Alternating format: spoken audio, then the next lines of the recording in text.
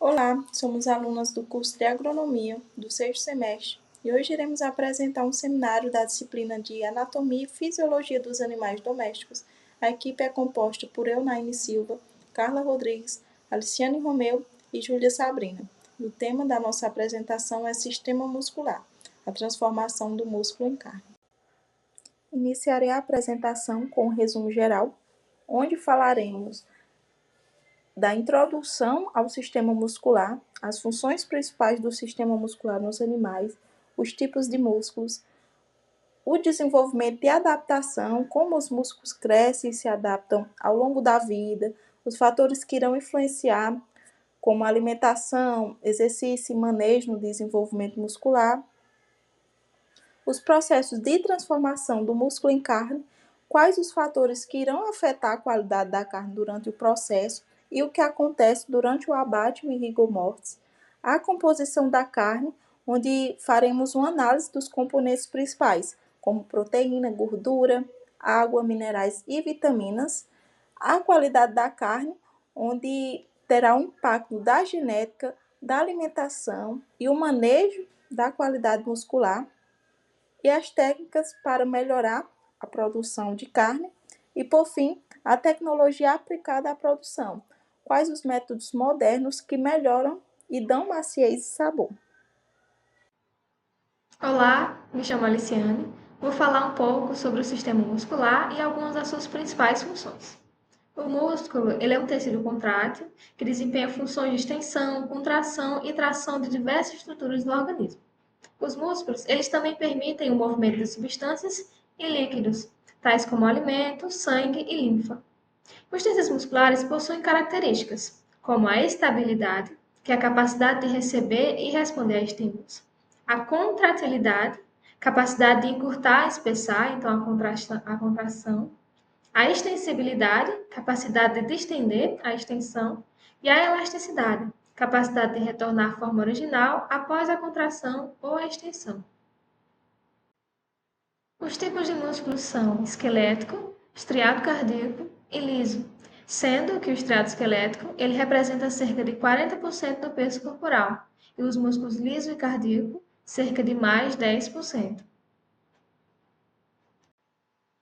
O tecido muscular esquelético ele forma uma cobertura completa sobre os ossos do corpo, revestindo integralmente o sistema ósseo. Esses músculos eles estabelecem conexões diretas com os ossos através de suas inserções tendinosas, criando uma forte ligação com o esqueleto.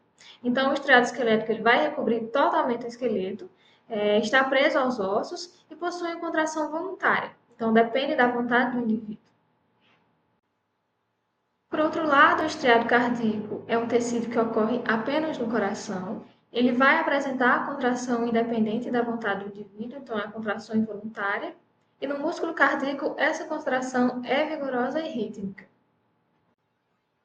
No músculo liso, a contração é involuntária e lenta.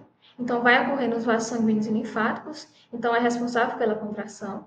Vai ocorrer no esôfago, no estômago e nos intestinos, sendo responsável pelo peristaltismo nesses órgãos. Olá, meu nome é Júlia e eu vou apresentar sobre desenvolvimento e adaptação muscular. O desenvolvimento muscular ele começa mesmo antes do parto, em um processo chamado miogênese, que é a formação ainda embrionária do tecido muscular. No caso dos mamíferos, ele passa por uma fase de multiplicação das fibras musculares, ou seja, o número de fibras ele já é fixado diretamente durante a gravidez e ele é estabilizado e no momento do parto ou um pouco depois. Ou seja, não se altera a quantidade de músculo, você pode alterar volume e tamanho. Continuando. Como aprendemos anteriormente, não existe uma fórmula de aumentar a quantidade de fibras musculares. Só existe uma fórmula de aumentar em volume. Ou seja, o desenvolvimento muscular ele só ocorre por meio de crescimento daquelas fibras já existentes. Esse movimento é chamado de hipertrofia muscular. Enfim, ele pode ocorrer de diversas formas. Mas o que é mais importante para a gente ter de forma eficiente o crescimento muscular? Uma alimentação adequada, movimentos adequados e uma genética adequada. Vamos se aprofundar mais à frente em como esse manejo, a genética e ainda mais a função desse animal afetam a musculatura dele. A relação entre o manejo e o músculo. Para aumentar o volume dessas fibras musculares, o que pode ser feito? Existem 3 pilares importantes para a construção desse músculo. O primeiro deles é a genética desse animal. Existem espécies que têm mais facilidade de ganho de músculo do que outras. Um exemplo famoso aqui no Brasil é a raça Nelore e a raça Angus, não tão comum quanto a Nelore. Essas raças têm mais facilidade de ganho de músculo. O segundo ponto importante é o manejo, ou seja, ao apresentar uma alimentação proteica que dê a possibilidade desse animal de absorver proteína para ser vertida em crescimento muscular. Outro ponto importante é o propósito que você dá a esse animal. Se você procura um animal que vá ser vendido pela carne, um animal de corte, você tem que procurar anteriormente a genética e oferecer um manejo adequado. Pois não adianta você oferecer o manejo adequado a um animal de genética ruim e ao mesmo tempo que você o coloca para levar carrossel, por exemplo. Uma vaca que fica puxando carroça, ela não vai ter o desenvolvimento muscular de um animal que tem alimento e descanso à vontade. Todos os 3 pilares, como genética, manejo e propósito, é o que fornece o desenvolvimento adequado do músculo. Continuando na adaptação muscular e na eficiência da produção de carne, focando agora em 2 espécies bovinas, a Angus e a Nelore. Bom, a Angus é uma espécie escocesa que é famosa por sua marmorização, ou seja, ela tem uma melhor desenvoltura na disposição de músculo. Ela cresce mais, ela tem mais carne para ser abatida.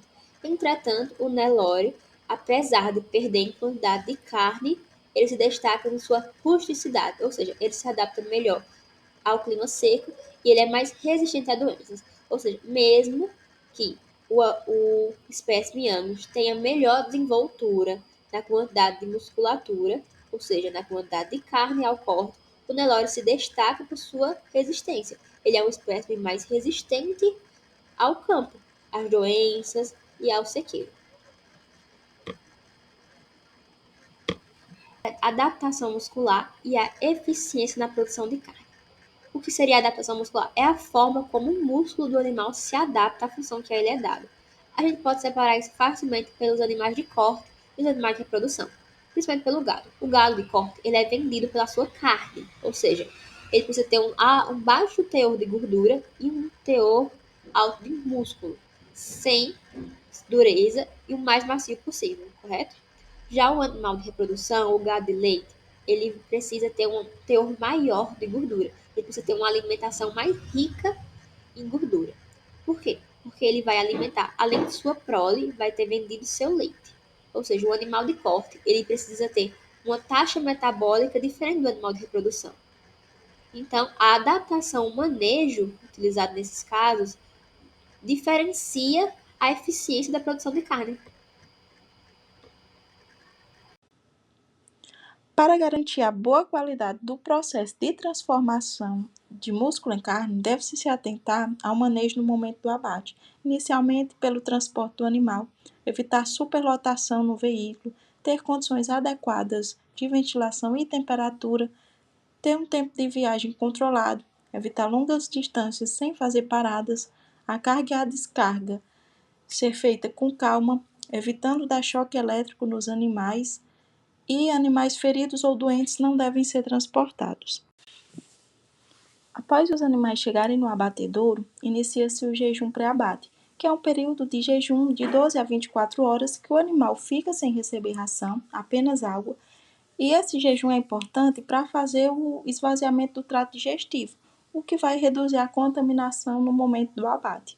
Oferecer água à vontade para o animal evita tanto a desidratação dele quanto para manter a função dos seus órgãos. O estresse vai reduzir o glicogênio muscular, que é essencial para a produção do ácido lático pós a morte. Sem ácido lático suficiente, o pH da carne não vai cair adequadamente, o que vai resultar numa carne desejada, uma carne escura, dura e seca. Também evitar maus tratos e movimentações bruscas ajuda a manter esses níveis de glicogênio adequados. Descanso no curral do abatedouro. O descanso vai ajudar a reduzir o estresse e normalizar a fisiologia do animal. Por isso, deve ser um local calmo, ventilado e sem barulho excessivo. O animal deve permanecer por algumas horas antes do abate. A inspeção ante-mortem acontece antes do abate do animal e tem como objetivo garantir a segurança do alimento e o bem-estar do animal.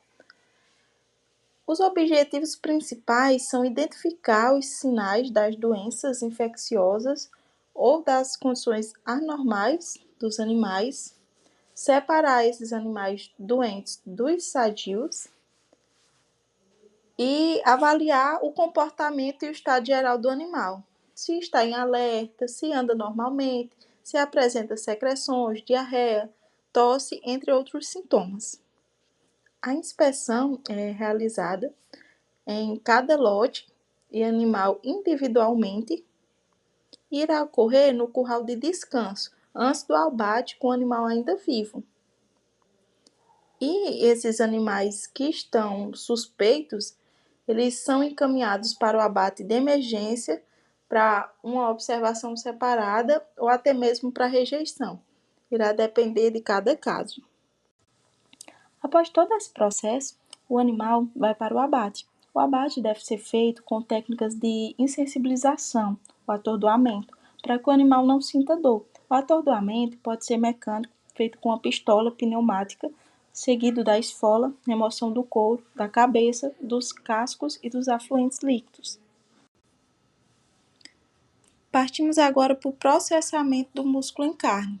Inicia-se com o sacrifício do animal, como já vimos anteriormente, em seguida da sangria, e quando se faz o sangramento, há falha da circulação sanguínea do animal, onde o sangue não irá mais circular no corpo devido à quantidade de sangue que vai sair do animal e ele terá uma parada cardíaca. O aporte sanguíneo, que é o que levava nutrientes, oxigênio e energia para todas as células, será interrompido. E o corpo do animal vai entrar no metabolismo anaeróbico. Lembrando que não é porque acabou o aporte sanguíneo que irá acabar a energia. Ele ainda terá energia nos músculos, por isso que após algum tempo ainda fica contraindo seus músculos. Isso irá acontecer porque aquela molécula de glicose que está lá no músculo, elas irão ser degradadas em ATP. Após o abate, a queda da taxa de ATP, o animal ainda continua com energia após a morte, mas essa reserva irá se acabar rapidamente, porque ele entra no ciclo anaeróbico. Tem a queda da concentração de glicogênio, porque o músculo irá continuar utilizando a glicose que está dentro dele, e o acúmulo do ácido lático, que ao entrar no ciclo anaeróbico, irá ocorrer a formação e o acúmulo do ácido lático.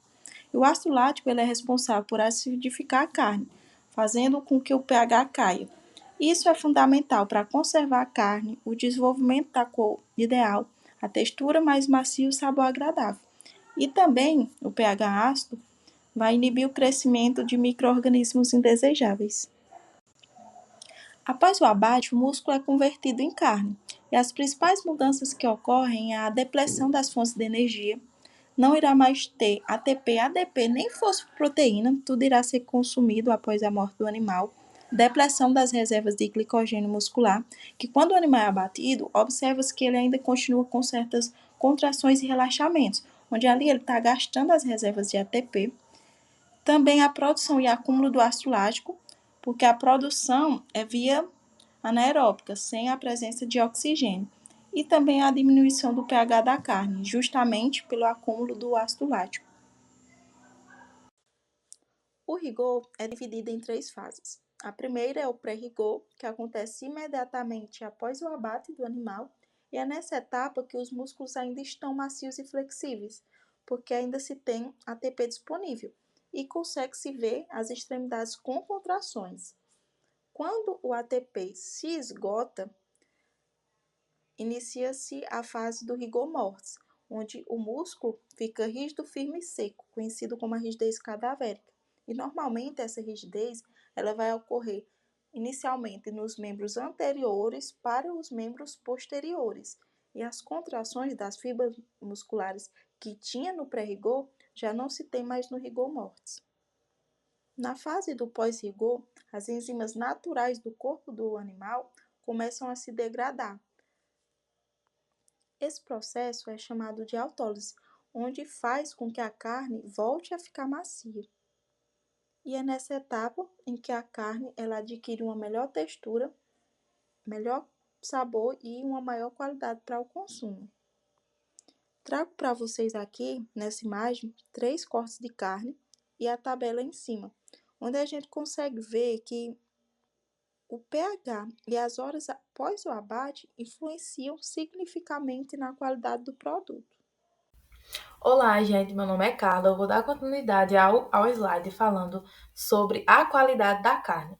Bem, podemos dizer que a carne é um dos principais produtos de origem de animal mais consumidos no mundo, e a sua qualidade ela é determinada por um conjunto de características que elas podem ser sensoriais, nutricionais e também tecnológicas. Entre os tributos mais valorizados pelos consumidores estão a maciez, a suculência, o sabor, a cor e também a segurança alimentar. Estes aspectos estão diretamente relacionados à estrutura e à fisiologia do músculo vivo, e eles também são fortemente influenciados por fatores que ocorrem antes e pós-abate do animal. Alguns fatores que eu vou falar que influenciam a qualidade da carne são a genética, a alimentação e o manejo pré-abate. Bem, a genética ela influencia diretamente no crescimento muscular, na deposição de gorduras e na composição das fibras musculares. Raças especializadas para a produção de corte, como o Nelore e a Angus, são as mais utilizadas aqui no Brasil. Cada uma tem uma característica distinta. A Nelore, que é essa imagem mais superior, ela é conhecida pela rusticidade e a adaptabilidade ao clima tropical, enquanto a Angus, que é essa mais inferior, ela é famosa pela carne com um alto grau de gordura que proporciona uma maior suculência e um maior sabor. Bem, a alimentação ela influencia bastante na taxa de crescimento e no perfil lipídico da carne. Dietas ricas em energia, elas tendem a aumentar a gordura intramuscular, enquanto dietas que são muito à base de pasto, elas produzem carne com menos teor de gordura, porém com um perfil mais saudável. Bem, nesta parte de manejo, né? O estresse pré-abate, como o transporte, o jejum e também o manejo inadequado, afeta o metabolismo muscular e o pH da carne, influenciando textura, cor e também a capacidade de retenção de água. Nessa imagem podemos ver, né, um curral com o famoso breque, que é onde se espera, onde os animais ficam, né, para poder ser levado para o abatedouro. Existem 2 tipos de estresse, que é o estresse que a carne fica PSE, que é pálida, mole e exudativa, que é muito comum em suínos, e existe o estresse da carne DFD, que a carne fica escura, firme e seca, que ela é mais comum em bovinos. Bem, chegamos agora na parte de tecnologias na produção de carne, né? Com o avanço da ciência e da indústria, diversas tecnologias vêm sendo aplicadas ao longo da cadeia produtiva da carne, tanto para otimizar a qualidade do produto final, quanto para prolongar a conservação e tornar o processo mais sustentável. Essas inovações têm um papel fundamental em atender às exigências do consumidor moderno, que busca a carne mais macia, saborosa, segura e produzida de forma ética. Algumas técnicas que vou citar aqui que melhoram a qualidade e a conservação da carne é a maturação, o resfriamento e o congelamento e o processamento. Bem, a maturação, né, que é uma das técnicas que melhoram a qualidade da carne. A maturação é deixar a carne descansar em ambiente refrigerado por alguns dias depois do abate, na qual vai servir para amaciar a carne naturalmente, fazendo com que as próprias enzimas quebrem as proteínas. Um outro tipo de tecnologia é o resfriamento e o congelamento, na qual é baixar rapidamente a temperatura da carne após o abate, evitando a multiplicação de bactérias e mantendo assim a carne em boas condições de consumo, preservando o seu sabor. Bem, e também temos o processamento, que é a transformação da carne in natura em produtos como hambúrgueres, linguiças e carne moída, que serve para aproveitar melhor os cortes, dar valor agregado e aumentar a variedade de produtos. A carne pode ser considerada como um alimento nobre para o homem, pois serve para a produção de energia, para a produção dos novos tecidos orgânicos e para a regulação dos processos fisiológicos. A proteína miofibrilar da carne apresenta elevado valor biológico pela disponibilidade de aminoácidos essenciais e pela digestibilidade dos mesmos, sendo que o tecido conjuntivo apresenta menor valor biológico. Existe grande variação no teor de lipídios presentes na carne bovina e essa é influenciada por vários fatores, tais como sexo, raça e alimentação do animal, assim como do corte e carne. A carne ela vai apresentar todas as vitaminas lipossolúveis, A, D, E e K, e hidrossolúveis do complexo B, e um pouco da vitamina C. Existem variações no teor vitamínico em relação à idade. Então, animais jovens apresentam níveis menores de B12, enquanto aqueles na fase de acabamento apresentam maior teores de vitamina lipossolúvel. A carne bovina ela possui todos os minerais, destacando-se a presença de ferro, fósforo, potássio, sódio, magnésio e zinco. Todos os minerais essenciais ao ser humano estão presentes na carne bovina, sendo que estes estão mais ligados ao tecido magro. Cerca de 70 a 75% dos músculos é constituído de água. Em animais jovens, essa proporção é maior, por outro lado, em músculos com maior teor de gordura, essa proporção diminui. A textura da carne é o resultado de características intrínsecas do tecido muscular e de processos que ocorrem após o abate. Então, dois aspectos principais vão influenciar sua qualidade. Fatores intrínsecos relacionados ao animal, então a qualidade e a maturação do colágeno, o tipo de músculo, características do animal, então a idade, a raça e o sexo. E o segundo fator são os processos pós-abate. A ação de enzimas naturais durante o armazenamento, as condições de abate e manejo da carne e o tempo e temperatura de maturação. A maciez final ela vai resultar da combinação desses fatores. Então, enquanto o colágeno ele determina a estrutura básica, as transformações bioquímicas durante o armazenamento são responsáveis pelo amaciamento adicional da carne. Do ponto de vista econômico, a carne tem grande importância para o Brasil. Mas por quê? O Brasil é o maior exportador de carne do mundo.